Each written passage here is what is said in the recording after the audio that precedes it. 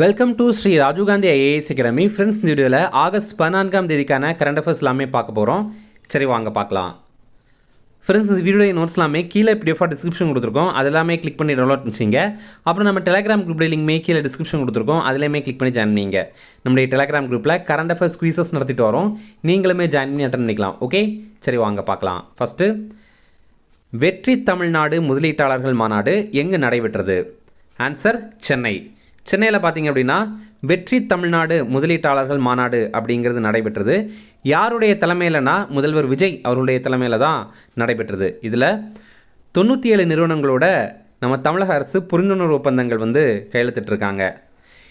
இதனால் ரூபாய் 67,452 கோடி மதிப்பிலான முதலீட்டுகள் தமிழ்நாட்டிற்கு கிடைக்கும். அதே மாதிரி 1,06,998 பேருக்கு புதிய வேலைவாய்ப்புகள் இதனால் உருவாக்கப்பட இருக்குது. இப்போது தாவேக அரசுடைய 100 நாள் சாதனை அப்படின்னு என்ன சொல்கிறாங்கன்னா, இந்த காலகட்டத்தில் தாவேக அரசு பதவியேற்ற இந்த காலகட்டத்தில் 104 நிறுவனங்களோட இவங்க ஒப்பந்தங்கள் போட்டிருக்காங்க. அதே மாதிரி இதன் மூலமாக ரூபாய் 1.02 லட்சம் கோடிக்கும் அதிகமான முதலீட்டுகள் தமிழ்நாட்டிற்கு கிடைத்திருக்கு. அதே மாதிரி 1.21 லட்சத்திற்கும் அதிகமான வேலைவாய்ப்புகளும் உருவாயிருக்கு அப்படின்ற மாதிரி குறிப்பிடுறாங்க. அடுத்தது, பாகிஸ்தான் நாட்டின் முதல் நிலவு ரோவர் எது? ஆன்சர் ஜின்னா 1. இப்போ பார்த்தீங்கன்னா நம்ம இந்தியா தரப்பிலிருந்து முதல் முறையாக நிலவை ஆராய்ச்சி பண்ணுறதுக்காக ரோவர் அனுப்பியிருந்தோம். அது பிரக்யான் ரோவர் அப்படிங்கிறது. அது 2023ஆம் ஆண்டு சந்திராயன் 3 திட்டத்தின் ஒரு பகுதியாக அனுப்பியிருந்தோம். இப்போ அதே மாதிரி பாகிஸ்தான் முதல் முறையாக நிலவுக்கு ஒரு ரோவர் அனுப்ப போகிறாங்க. அதற்கு அவங்க ஜின்னா 1 அப்படின்னு பேர் வைத்திருக்காங்க. பாகிஸ்தானுடைய விண்வெளி ஆராய்ச்சி அமைப்பு சுபார்கோ அப்படிங்கிறது. சுபார்கோ அப்படின்னா space and upper atmosphere research commission அப்படிங்கிறது 1961ஆம் ஆண்டு இதை உருவாக்கியிருந்தாங்க. இப்போது இவங்க முதலாவது நிலவு ரோவரை அனுப்ப போகிறாங்க. அதற்கு ஜின்னா 1 அப்படின்னு பெயரிட்டிருக்காங்க. சீனாவுடைய விண்வெளி அமைப்புடைய சாங்-E8 அப்படிங்கிற விண்கலம் மூலமாக இதை அனுப்ப போகிறாங்க. 2009ஆம் ஆண்டு நிலவுடைய தென் துருவ பகுதிக்கு அனுப்புறதுக்கு இவங்க திட்டமிட்டிருக்காங்க.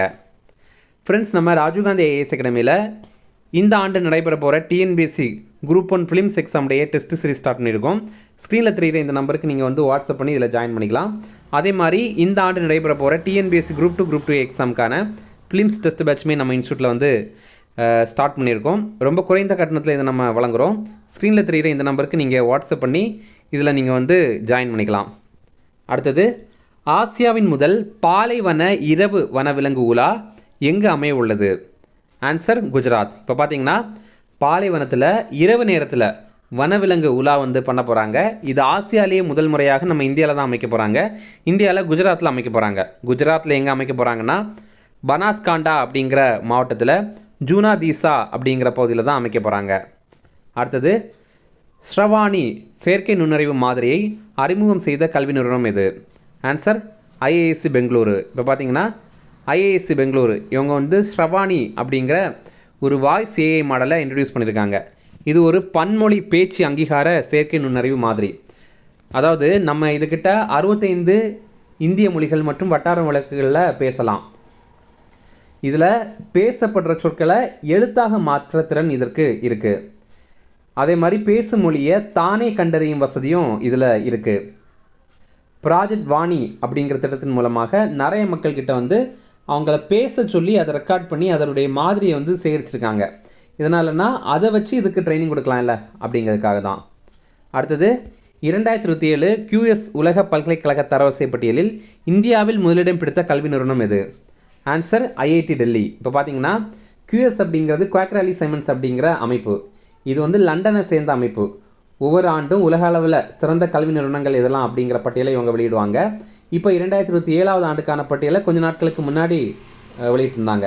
இது எதனால் 2027 அப்படின்னு சொல்கிறாங்கன்னா, அடுத்த ஆண்டு மாணவர்கள் இந்த பட்டியலை பார்த்துட்டு அவங்களுக்கு பிடிச்ச கல்வி நிறுவனங்களில் போய் சேரலாம் அப்படிங்கிறதுக்காக தான். அப்போது இந்த கல்வி நிறுவனங்கள் பட்டியலில் நம்ம இந்தியாவில் முதலிடத்தில் இருக்கிறது ஐஐடி டெல்லி. அதுவே உலகளவில் முதலிடத்தில் இருக்கிறது அமெரிக்காவில் இருக்கிற மசசட்ஸ் இன்ஸ்டியூட் ஆஃப் டெக்னாலஜி அப்படிங்கிறது, சுருக்கமாக MIT அப்படின்னு சொல்லுவாங்க. இந்த பட்டியலில் இந்திய கல்வி நிறுவனங்கள் 2015 வெறும் 11ஆக தான் இருந்தது. ஆனால் இப்போது 2027ஆவது ஆண்டுடைய தரவரிசையில் 52 வந்து இருக்குது அப்படின்னு மத்திய அரசு நாடாளுமன்றத்தில் தெரிவித்திருக்காங்க. அடுத்தது 2026ஆம் ஆண்டிற்கான கஜ கௌரவ விருதுகள் வழங்கும் விழா எந்த நகரில் நடைபெற்றது?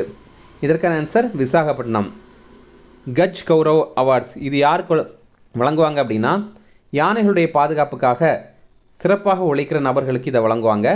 இதை வழங்குகிற அமைப்பு மத்திய சுற்றுச்சூழல், வனம் மற்றும் காலநிலை மாற்ற அமைச்சகம். இப்போது மேற்கு வங்காளத்துடைய ஜல்தபாரா தேசிய பூங்காவை சேர்ந்த 7 நபர்களுக்கு இதை வழங்கியிருக்காங்க. இதனால்னா அவங்க யானைகளையும் பாதுகாத்திருக்காங்க, அதே மாதிரி ஒற்றை கொம்பு காண்டாமிருகத்தையும் பாதுகாத்திருக்காங்க. அதற்காக இதை அவங்களுக்கு வழங்கியிருக்காங்க. அதே மாதிரி 30 ஜெயின் ஸ்டெப் அப்படிங்கிற ஒரு அறிக்கை இதை வந்து வெளியிட்டிருக்காங்க. இது எதற்காக அப்படின்னா, யானைகள் பாதுகாப்பு திட்டம் 1992 தொடங்கியிருந்தாங்கல்ல, அப்போது 2020 2026 வரைக்கும் இந்த காலகட்டத்தில் இந்த யானைகள் பாதுகாப்பு திட்டத்தின் கீழே எட்டப்பட்ட முக்கியமான 30 சாதனைகளை வெளியிட்டு ஒரு அறிக்கையாக வெளியிடுறாங்க. அதுதான் 30 ஜெயின் ஸ்டெப்ஸ் அப்படிங்கிறது. இது கூட நம்ம எக்ஸாமில் கேட்கலாம். எப்படின்னா 30 ஜெயின் ஸ்டெப்ஸ் அப்படிங்கிறது எந்த உயிரினங்கள் தொடர்பானது அப்படின்ற மாதிரி கேட்கலாம். அடுத்தது ஹனுமன் திட்டம் எந்த மாநிலத்தில் தொடங்கப்பட்டது? ஆன்சர் ஆந்திர பிரதேசம். இந்த ஹனுமனுக்கு ஒரு விரிவாக்கம் இருக்குது. என்னென்னா healing and nurturing units for monitoring aid and nursing of wildlife அப்படிங்கிறது. தமிழில் வனவிலங்கு மோதல் மேலாண்மைக்கான தொழில்நுட்ப அடிப்படையிலான திட்டம் அப்படிங்கிறது. இது என்னென்னா, இப்போ வந்து வனவிலங்கு மற்றும் மனிதர்களிடையே மோதல் வந்து ஏற்படுது. ஏன்னா அந்த காடு பகுதிகளில் அதை ஒட்டி இருக்கிற பகுதிகளில் வாழ்கிற மக்களுக்கும் அந்த வனவிலங்கு இடையில் வந்து பிரச்சனைகள் இருக்குது. அப்போது அந்த மோதலை வந்து தொழில்நுட்ப ரீதியில் சமாளிக்கணும் அப்படிங்கிறதுக்காக ஆந்திர பிரதேசம் வந்து இந்த ஹனுமன் அப்படிங்கிற திட்டத்தை வந்து கொண்டு வந்திருக்காங்க. அடுத்தது பரீட்சா தடுப்பணை எந்த இந்திய மாநிலத்தில் அமைந்துள்ளது? ஆன்சர் உத்தரப்பிரதேசம். இப்போ பார்த்தீங்கன்னா இந்த பரீட்சா தடுப்பணை இருக்குல்ல, இதற்கு உலக பாரம்பரிய பாசன அமைப்பு அப்படிங்கிற அங்கீகாரம் கிடைத்திருக்கு. இது அங்கீகரித்த அமைப்பு சர்வதேச பாசன மற்றும் வடிகால் ஆணையம், ICID அப்படின்னு சொல்கிறாங்க, international commission on irrigation and drainage அப்படிங்கிறது. இந்த தடுப்பணை பெட்வா அப்படிங்கிற ஆற்றுடைய குறுக்கே கட்டப்பட்டது. இதனால் உலக பாரம்பரிய பாசன அமைப்பு அப்படிங்கிற அங்கீகாரம் இதற்கு கிடைத்திருக்கு. அப்படின்னா இது வந்து ரொம்ப ரொம்ப முன்னாடி கட்டின ஒரு அணை, 140 ஆண்டுகள் பழமையானது. 1886ஆவது ஆண்டு இது வந்து செயல்பாட்டிற்கு வந்தது. அடுத்தது பெருங்கடல் மற்றும் துருவ அறிவியல் மற்றும் தொழில்நுட்பத்திற்கான 8வது பிரிக்ஸ் பணிக்குழு கூட்டம் எங்கு நடைபெற்றது? ஆன்சர் கோவா. இந்த ஆண்டு பிரிக்ஸ் கூட்டமைப்பிற்கு தலைமை தாங்குகிற நாடு நம்ம இந்தியா தான். அதனால் பிரிக்ஸ் தொடர்பான நிறைய மாநாடுகள் நம்ம இந்தியாவில் நடைபெறுது. இதில் பார்த்திங்கன்னா இந்த மாநாடும் இப்போ கோவாவில் நடைபெறுது. அடுத்தது நூலகங்களை டிஜிட்டல் முறையில் இணைக்கும் கிராமீன் ஞான் சேது திட்டம் எங்கு தொடங்கப்பட்டது? ஆன்சர் காந்திநகர்.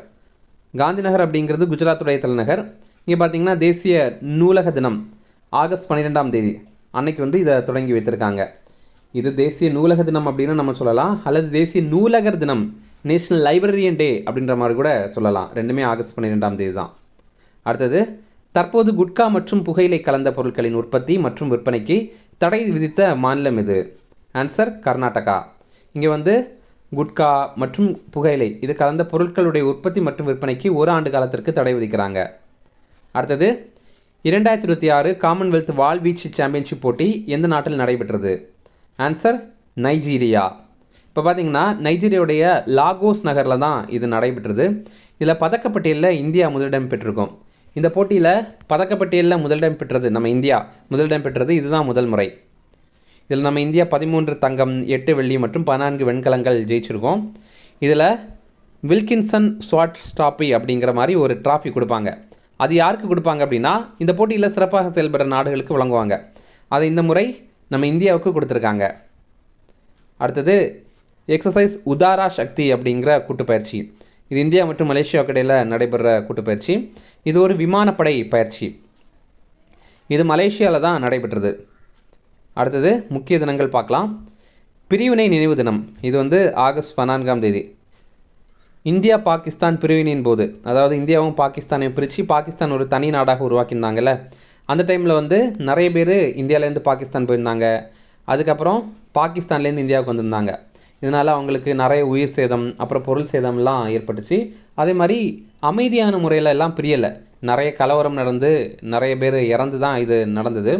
அப்போ அந்த டைமில் மரணம் அடைந்தவங்களுடைய நினைவாக இந்த தினம் வந்து கடைபிடிக்கப்படுது.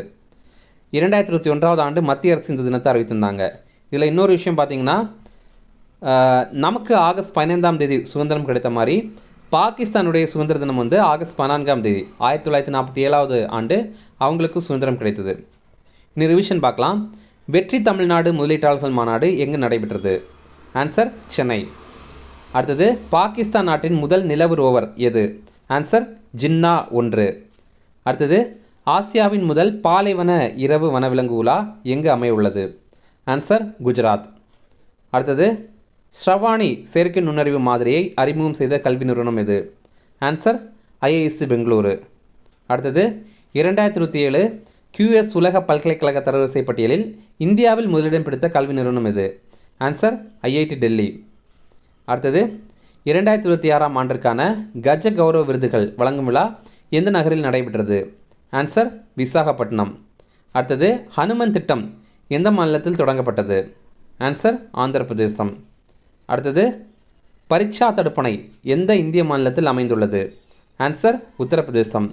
அடுத்தது, பெருங்கடல் மற்றும் துருவ அறிவியல் மற்றும் தொழில்நுட்பத்திற்கான 8வது பிரிக்ஸ் பணிக்குழு கூட்டம் எங்கு நடைபெற்றது? ஆன்சர் கோவா.